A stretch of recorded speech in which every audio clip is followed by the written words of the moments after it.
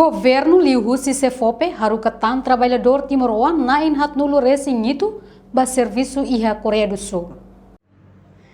Quinta-feira, semana, governo Liu Husi Sefope realiza cerimônia de despedida no assina declaração entre família trabalhador no Sefope, molok trabalhador Sira desloca para serviço e a Coreia do Sul.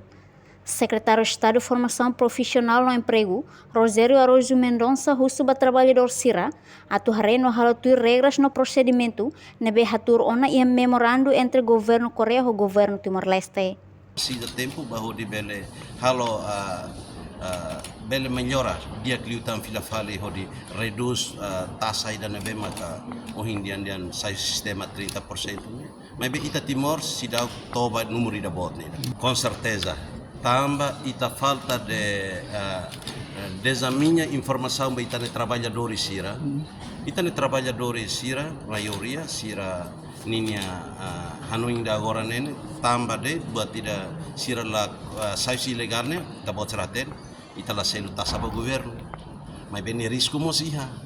Se ita governo cooperação nação rua nene desaminha informação dia que vai trabalhadores automaticamente sir la sai sistema tamba proteza sira ni direito iha laboral nene proteza automaticamente sira ei pau saiba ilegal mis quando hoetan desastre rumah how ni família sai vítima musa ula tamar de sistema ba hodi abambero hoetan desastre governo civil tamata baidane.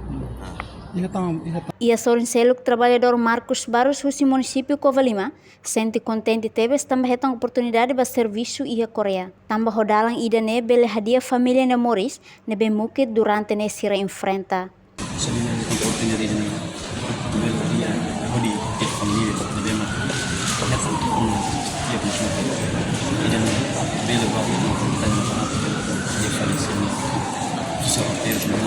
Participa em cerimônia de despedida, embaixador Coreia Timor-Leste, diretor-geral Sefope, presidente KSPI, família trabalhador, inclui média Sira.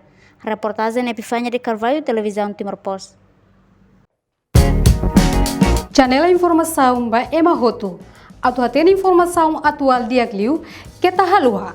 Hane botão subscribe, like, halo comentário, no faz botão ba media sosial hoto.